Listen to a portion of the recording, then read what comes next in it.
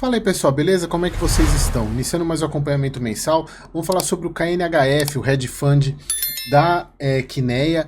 E ao contrário do ALZM, este é o verdadeiro Hedge Fund que a gente tem no mercado, que ele engloba praticamente todas as categorias de ativos, né? Ele tem ação, ele tem imóvel físico, ele tem fundo imobiliário, ele tem CRI. E é um baita fundo, gosto bastante e obviamente é da Kinea. Vocês que assistiram o vídeo de domingo, né? Se não assistiram o vídeo de domingo, eu não sei se esse vídeo está saindo antes ou depois de domingo, mas eu fiz a atualização do ranking de gestoras e obviamente a Kinea está lá em cima ainda. Mas é um baita de um fundo imobiliário e inclusive ele fez uma movimentação que eu acabei esquecendo de falar no vídeo do HSML, porque quem comprou a participação do Shopping Uberaba foi o KNHF. Então, pela parte do KNHF, a gente já vai falar um pouco sobre isso. Obviamente que eu não vou me delongar muito na compra, porque eu debrucei bastante na operação no vídeo do HSML. Mas vamos lá, vídeo agora de outubro de 2024. Tanto é que no relatório, aqui nesse relatório, eles ainda não falam sobre a operação. Saiu um fato relevante que eu vou falar dele daqui a pouco. Então o fundo hoje ele está com essa participação em CRI, a base do portfólio dele hoje, basicamente 57% em CRI, sendo, ele até coloca aqui, né, 57,4% em CRI, 11,3% em cotas de fundo imobiliário, 20% em imóveis, 0,8% em ações e a parte de caixa, né, de 2,9 de LCI e 15,4 em caixa. Lembrando, pessoal, que essa parte de caixa aqui ela é alta exatamente pelas compras que ele fez dos imóveis na parte física, imóvel físico que ele fez, que ele ainda não pagou. Ele está naquela modalidade Seller Finance, inclusive essa compra que ele fez do shopping, do HSML, da participação do shopping, também foi nessa modalidade Seller Finance, né, que é aquela que ele recebe a participação integral, já recebe os aluguéis, mas ainda não pagou tudo. Inclusive são vários pagamentos que o fundo vai fazer. Então essa parte de caixa, obviamente que ela está rendendo no caixa, está rendendo CDI, mas obviamente ela já está comprometida com os pagamentos futuros. Então o fundo hoje ele tem na parte de CRI 45%, inflação 12% CDI, cotas de fundos imobiliários 11,3%, os imóveis 20,9%, isso aqui vai aumentar. Ações 0,8% e a parte de caixa, que aqui dá praticamente 18%. O fundo ele continua negociando com o deságio, porém, aqui é importante, deixa eu ver só quanto que ele fechou a cotação aqui, hoje 86,89, então ele na verdade ele está até mais baixo do que ele estava no final de outubro, 86,89, então ele está mais ou menos nessa faixa aqui, né? Nessa faixa aqui, e aqui é importante, pessoal, sempre lembrar que o KNHF ele não é um fundo de papel. E por não ser um fundo de papel e nem um FOF, e ele tem uma porcentagem de imóvel, você não deve levar a estrita regra do P sobre VP. Por quê? Se ele fosse simplesmente um fundo de papel, ou por exemplo, como é o VGH, não, o VGHF tem um pouco de ação também, por exemplo, o ALZM, que se diz um multi-estratégia, mas ele é CRI e fundo imobiliário. O valor patrimonial é muito apurado, aí você pode usar, quando você vê que ele está com deságio, né, você pode usar essa avaliação. No caso do KNHF, eu sempre bato na tecla para vocês tomarem um certo cuidado, que eu já vi muitas pessoas usando, falando que ele está barato, exatamente porque ele está com deságio, mas a grande questão dele, até coloca aqui, apresenta um deságio de 8,4% em relação ao patrimonial. Mas lembrando, pessoal, que ele tem essa parte aqui, eles deixam bem claros aqui essa separação, porque o 20% do PL desse fundo é imóvel físico, que é avaliação uma vez por ano. Então acaba que e aí tem uma outra ótica, que pode ser que esse deságio seja até maior, exatamente porque como o patrimonial dessas 20% é feito uma vez por ano, a gente não sabe se esse patrimonial sobe ou vai descer na próxima avaliação. E a grande questão é a seguinte, ele segura a oscilação do valor patrimonial. 20% do patrimônio do fundo, por ser de imóvel físico e não ter oscilação, não ter mudança só ocorre mudança uma vez por ano, ela segura bastante a oscilação de patrimônio do fundo. Obviamente que 20% não é assim, mas comparado com outros, esses 20% fazem uma diferença muito grande. Então, o recado que eu deixo para vocês, tomem cuidado com a avaliação de P sobre VP nesse tipo de fundo, exatamente por causa da parcela de imóvel físico que ele tem. O fundo mantém, esse é um dos, acho que é o único fundo da Kinea que tem essa questão de linearizar dividendo, como vocês que acompanham aí o Canip, KNCR, KCRE, os outros fundos, a Kinea praticamente ela paga o que ela gera de resultado. Dificilmente usa reserva para manter linear. Vocês vejam a oscilação que dá. Somente no caso do KNCR que não, porque o KNCR, por ser base 10, a oscilação de 1 centavo é muito grande comparado a uma oscilação de centavos num fundo base 100. Mas no caso do KNHF, ele tem essa postura, até por ser um hedge fund, ele tem essa postura de reservar para poder manter, e aqui a reserva que ele fez nesse período aqui está sendo justificada nesses períodos aqui de setembro e outubro, onde o fundo de fato gerou menos resultado do que pagou. E ele mantém o guidance até janeiro, né, de 85 a 95, tranquilamente ele consegue manter esse guidance aqui provavelmente sem reduzir os dividendos que ele vem pagando aí 90 centavos. Sobre a parte de movimentação na carteira de fundo imobiliário, o fundo ele tem a posição dos fundos que tiveram retorno negativo, são 218 milhões em fundo imobiliário, né, o que dá 11,3%.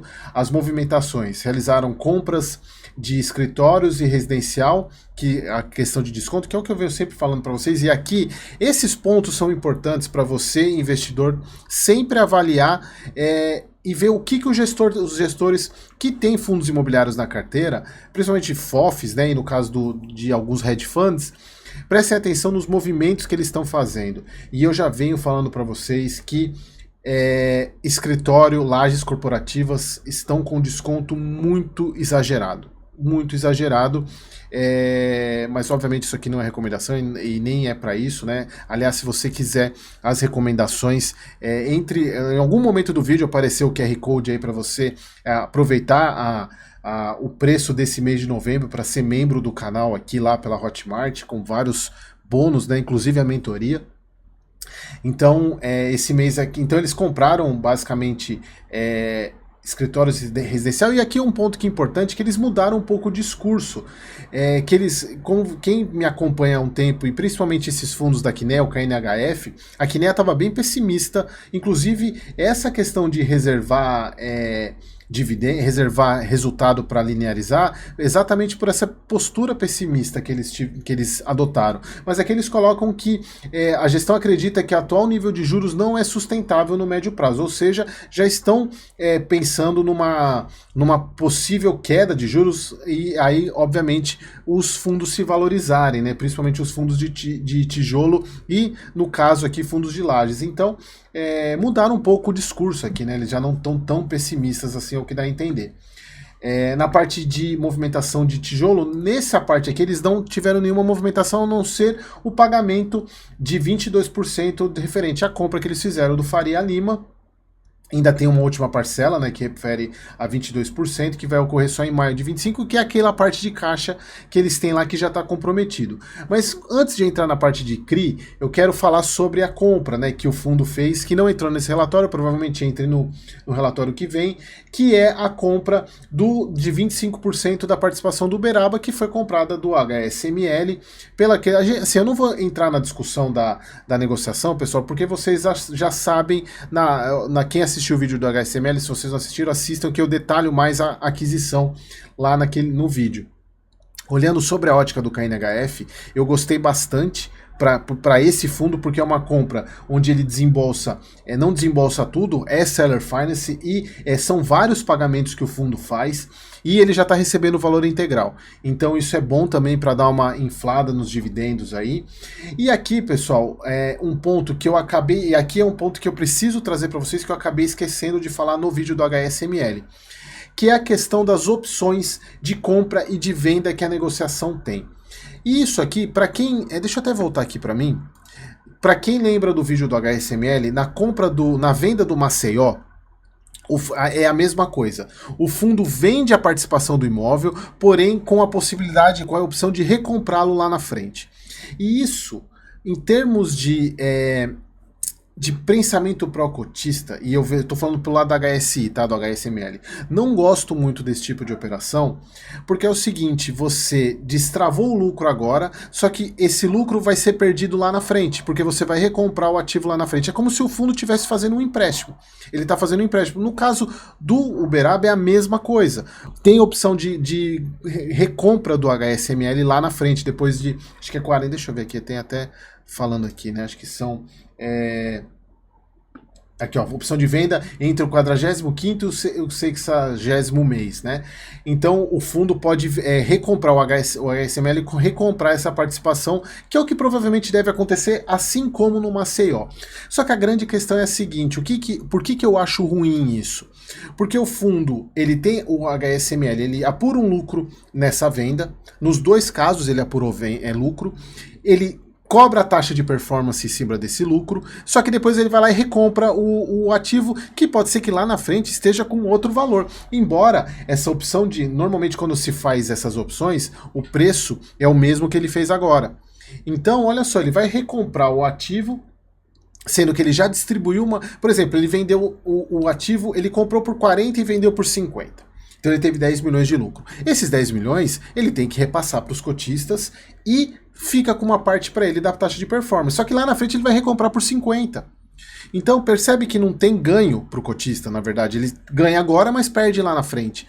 Então, e é uma maneira do fundo, por isso que eu falo que a grande preocupação que vocês têm que ter com o fundo alavancado, porque o fundo alavancado em algum momento ele vai precisar fazer venda de ativo, e nesse caso o HSML, para não perder são excelentes ativos, a gente está falando principalmente do Uberaba, que é um excelente shopping, a chance dele recomprar essa participação depois, como eu falei no vídeo, a emissão, como foi uma emissão muito fraca, muito ruim, e ele precisava da sequência no pipeline, ele precisou vender a participação, uma parte da participação que ele tem, para poder continuar e fazer o que ele precisava. Já para o KNHF, eu só vejo benefício, porque ele compra um ativo muito bom, ele já está recebendo os aluguéis, não vai pagar em carnê, o pagamento vai ser em carnê, pode revender lá na frente e ainda ter uma embora aqui no caso ele talvez não tenha lucro porque ele vai revender pelo preço que ele pagou, mas ele já vai receber os aluguéis, ele tem uma TIR envolvida nesse processo.